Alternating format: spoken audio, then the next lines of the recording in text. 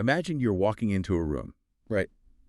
And it's absolutely filled with bright, colorful balloons. Hundreds of them. Sounds fun. Yeah, but right in the middle of all that color, there's just one single deflated black balloon. Where do your eyes go? Oh, I mean, straight to the black one, obviously. Exactly. If you're like most of us, you fixate on that one flaw. So today's deep dive is about exactly that trap.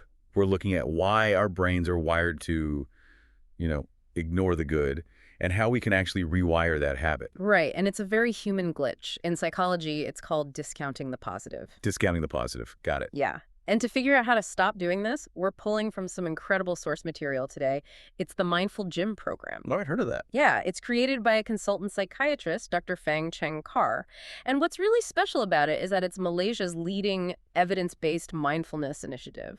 It basically takes mindfulness out of the quiet meditation retreat and turns it into this highly practical, everyday life skill.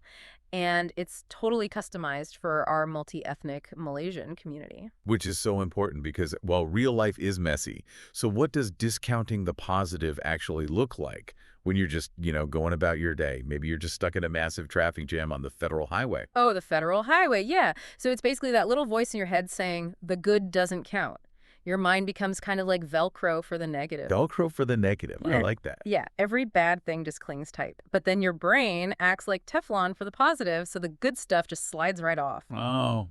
It's like staring at one slightly abnormal blood test result and totally ignoring all the healthy ones you just got back. Oh, man, that hits close to home. And honestly, you see it everywhere. Like, imagine a house officer at a busy hospital. Right, doing a grueling shift. Exactly. They might get 10 heartfelt thank yous from patients, but they go home and obsess over one single complaint from a grumpy patient. Exactly. Yeah. Or think about a national badminton player. Oh, good example. Right. They make this brilliant game-saving defensive play, but they completely dismiss it. They just don't care because they're beating themselves up over one missed shuttlecock from earlier in the match. Yeah, they're just laser focused on the mistake. Yep. And it happens in education, too. A teacher gets a huge stack of glowing student evaluations, but all that praise it evaporates because one kid wrote a negative comment. The brain literally erases the positive reality. Okay, well, let me play devil's advocate for a second here. Sure, go for it. Isn't focusing on our mistakes like exactly how we improve? I mean, if we just pat ourselves on the back for all the good stuff, aren't we kind of ignoring our flaws and getting complacent? That is a completely fair question. But overcoming this error isn't about slapping on a fake smile or ignoring real problems. Huh? It's about correcting a severely broken scale. Right now, when you discount the positive, you're weighing one negative at like 100 kilos. And giving zero weight to the positives. Ah, so it's the imbalance that's the issue. Exactly. So to fix that scale, Dr. Fang's program uses 3 really practical tools. And the first one is a mindfulness exercise called Google-WWW-Yahoo. Wait, like the internet browsers? What does that even mean? I know, it sounds funny. So Google means you actively search your mind. WWW stands for what went well.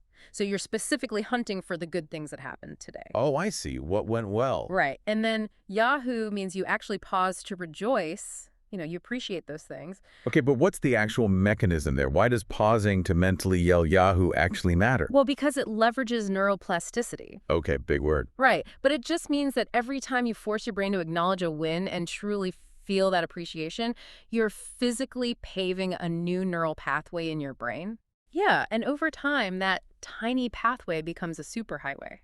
It makes it much easier for your brain to spot the positive automatically instead of, just defaulting to that negative Velcro. Okay, so Google-WWW-Yahoo handles spotting the good stuff. But what about when that negative voice is already super loud? Like when it's actively telling you that your win was just luck or that literally anyone could have done it? Yeah, the inner critic. That is where cognitive behavioral therapy, or CBT, steps in. Right. CBT is all about demanding hard proof. You challenge those dismissive thoughts by keeping a success file or maybe a journal. Like a literal file of your wins. Exactly. When your brain tries to tell you that you're failing, you pull out the file. You literally balance the picture with physical evidence of your past successes to just shut that inner critic down. That makes perfect sense. And, there's another strategy you mentioned in the program that feels incredibly Malaysian to me, which I love. It's called the Teh Cham Life. Yes, the Teh Cham mindset. This is based on acceptance and commitment therapy, kind of mixed with self-compassion. Break that down for us. So think about a classic glass of Teh Cham at your local Kabat-Zinn. Best drink ever. Truly. It's a mix of bitter coffee and sweet tea, right?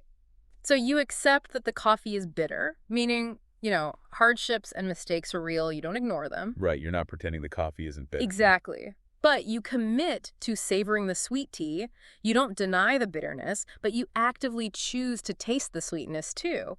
And you treat yourself with kindness when that coffee is just a bit too strong. That is such a perfect way to visualize it. I love that.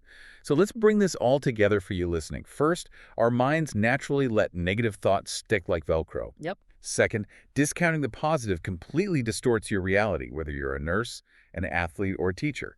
And third, you can fix that broken scale by searching for what went well, keeping a success file, and embracing that Teh Cham mindset. Which perfectly brings us to your call to action for today. Let's hear it. Try the Google-WWW-Yahoo exercise tonight. Right before you go to sleep, actively search your mind and find just 3 small things that went well today. Just force your brain to pave that new neural highway. I'm definitely trying that. And before we go, think about this too. We've talked a lot about how you discount your own positives. But where are you doing this to the people around you? Ooh, that's a good question. Right.